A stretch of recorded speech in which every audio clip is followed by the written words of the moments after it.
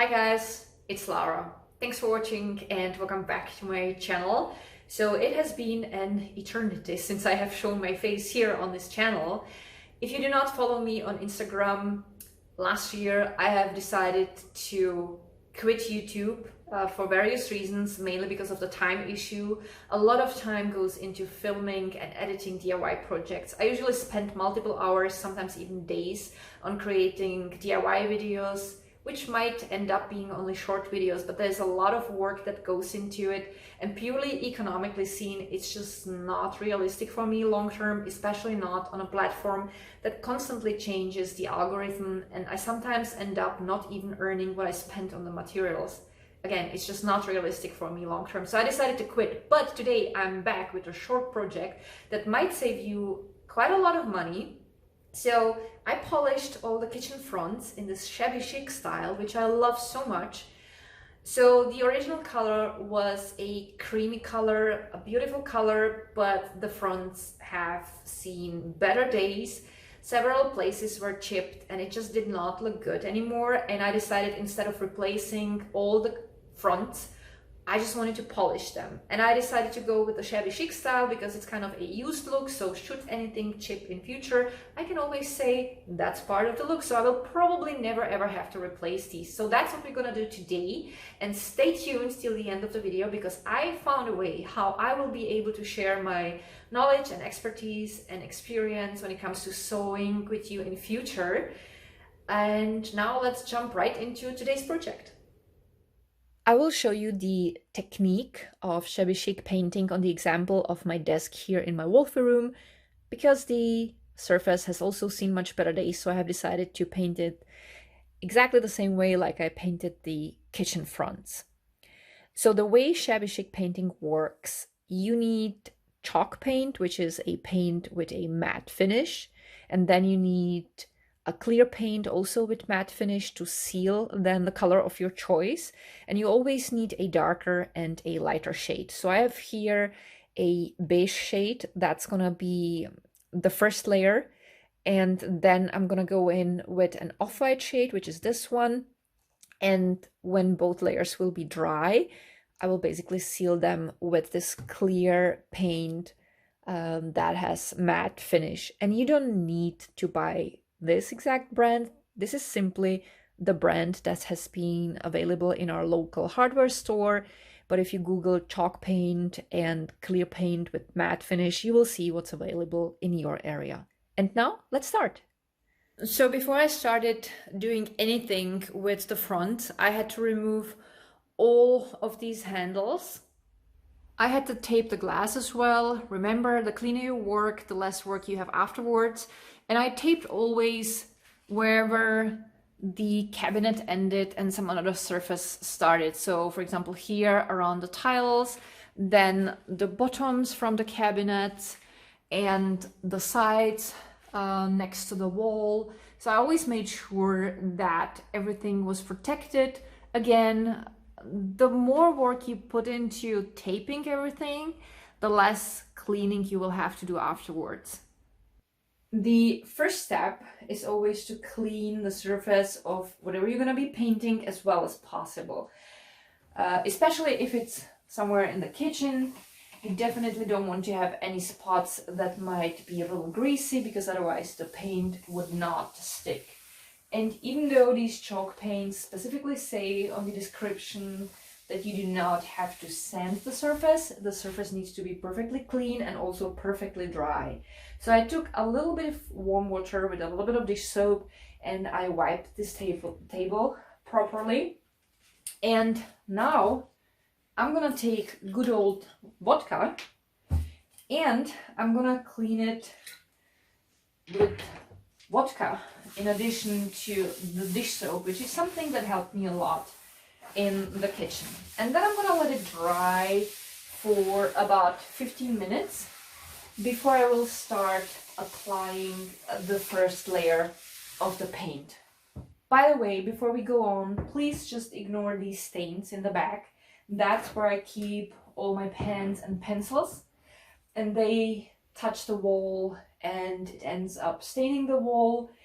and it doesn't look pretty. So I will have here tiles in future, which is going to be more practical because I will be able to clean it properly regularly. But for now, I'm just going to leave it like that. So we will just ignore the stains on the wall, yes? Now that the table is cleaned and dried, I can start applying the first layer. So I will start with the light beige color. I will write down below the exact description of the shade. It's called Cacao in German, which means cocoa, and it's a really nice light beige color. So I will grab my brushes. So I have here a thinner brush for the edges of the table and a wider brush for the main surface.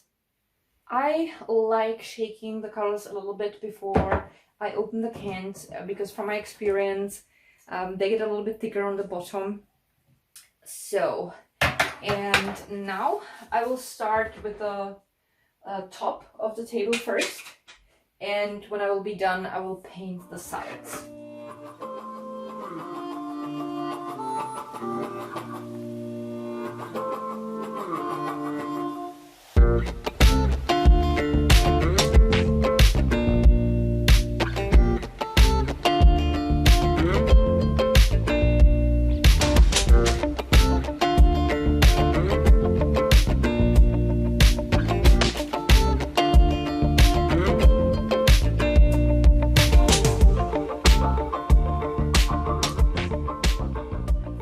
Now that the top of the table is painted, I will also paint the sides, and it appears that I can do it with the wider brush.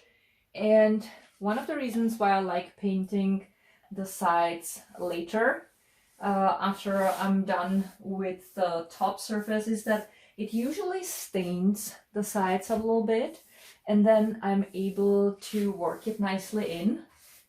Whatever paint is already on there, which kind of helps you to save a little bit of paint. I mean, it's not much, but if you're painting multiple surfaces like I did in the kitchen, it kind of sums up.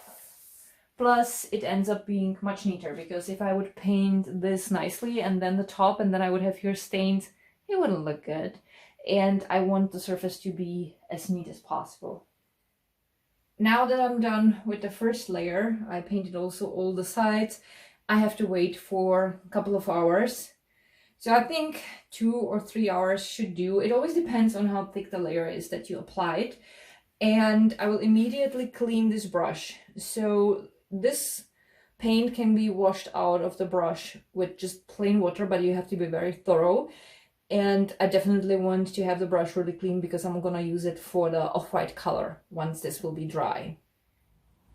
By the way, the description says that it should be completely dry after 4 hours, and that is, from my experience, pretty accurate. It is very easy to tell whether the paint is dry or not. You can clearly see the matte parts that are already dry and the shiny parts that still need a little bit time, so that's really super easy. Now, about 2 hours later, the surface is completely dry, so I can go in with the off-white color. So you have to consider that you kind of want to make it look like wood. So you have to make your brush strokes in one direction. So either horizontally or vertically. It depends on what look are you going for. So I want to have the look like the wood goes this way. So I'm gonna dip the brush into the white paint, and I'm gonna lightly touch the surface. And you don't want to cover the surface completely in the white paint. You want it to look like it's kind of used. And I always start just lightly and work my way through the entire surface, and then I keep adding color. So until I achieve basically the look that I like. So you can make it a little bit more covered, or just lightly touch with the color. That's of course entirely up to you. There's no right and wrong. It's your item and you have to like the end product. The paint can be pretty thick, and I find that sometimes when I make longer strokes like here, it doesn't spread as evenly as I would want it to. So in that case, I grab a glass with just a little bit of water and I tip only the ends of the brush in it. And then I go in again and spread the paint a little bit further. And that's when I personally have exactly the look that I'm going for. Also, when you notice that the sides of your table or whatever you're painting have drops, like thick drops of the lighter color, I highly recommend going in and spreading it a little bit, because once it dried, it would not really look good because it would make little clusters of paint, and that's not what you want. So I'm gonna continue painting the top. Then occasionally I will check the sides and go in with the brush on the sides, and that's gonna be pretty much it for the Shabby Chic painting. All right, so I'm done with the off-white layer. This is the end result. I really wanted to have a few spots where the beige color is still showing, so that should I scratch the table in future when I'll be working on my sewing tutorials, that it wouldn't matter because it would kind of belong to the look. And it literally takes only a few minutes for each layer. Now, of course, the off-white paint has to dry as well. I am going to wait till tomorrow. So I will grab the clear paint in the afternoon and I will seal the surface. And that's gonna be it. All right, so that's how I polished our kitchen front. I'm very happy with the result. I personally really enjoy the Shabby Chic style, and I also find that now the fronts go so well with the tiles on the wall that look like bricks. And I took my time with this project, so it took me quite a while till I was finished. We have many fronts and many drawers. It always depends on how many drawers and fronts you want to polish, but you can be done in 2 or 3 days. It took me admittedly weeks, but again, I just took my sweet time. I was not rushing it, and I'm super happy with the result. And now let me tell you about the new exciting project I'm working on.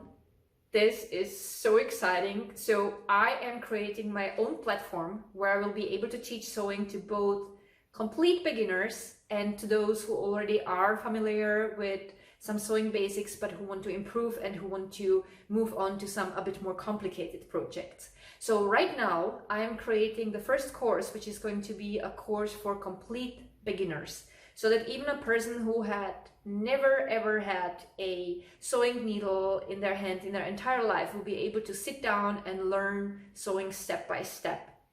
And it's going to be very flexible, so you will always be able to select only the classes that will be relevant to you, and you will always only have to pay for these. So it's going to have super flexible pricing and very affordable. You will be so pleased about that.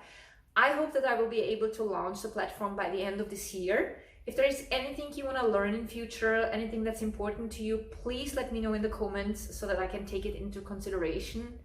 Till then, lots to do. I will put in my entire heart, and I'm really looking forward to this. So I will announce when I launch the platform on Instagram, and I will also announce it here on YouTube. So make sure you subscribe and make sure you follow me on Instagram. My account is linked down below. Until then, take great care of yourself, stay safe and healthy. I love you guys so much, and see you soon. Bye.